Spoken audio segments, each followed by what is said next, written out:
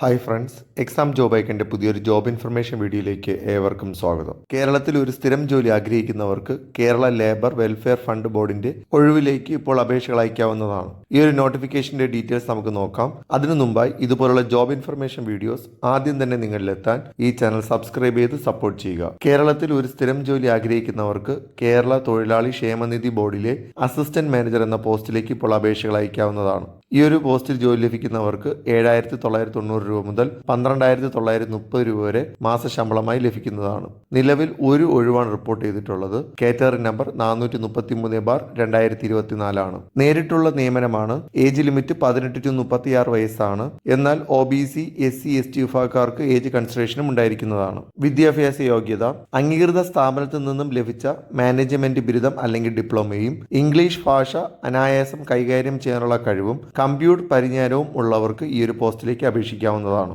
അപേക്ഷകൾ Kerala PSCയുടെ official website വഴിയാണ് അയക്കേണ്ടത്. അപേക്ഷകൾ അയക്കേണ്ട അവസാന ദിവസം ജനുവരി 1 ബുധനാഴ്ചയാണ്. കൂടുതലായുള്ള വിവരങ്ങൾക്കായി വെബ്സൈറ്റ് സന്ദർശിക്കുക. ഇതുപോലെയുള്ള ജോബ് ഇൻഫർമേഷൻ വീഡിയോസ് ആദ്യം തന്നെ നിങ്ങളിലെത്താൻ ഈ ചാനൽ സബ്സ്ക്രൈബ് ചെയ്ത് സപ്പോർട്ട് ചെയ്യുക. താങ്ക്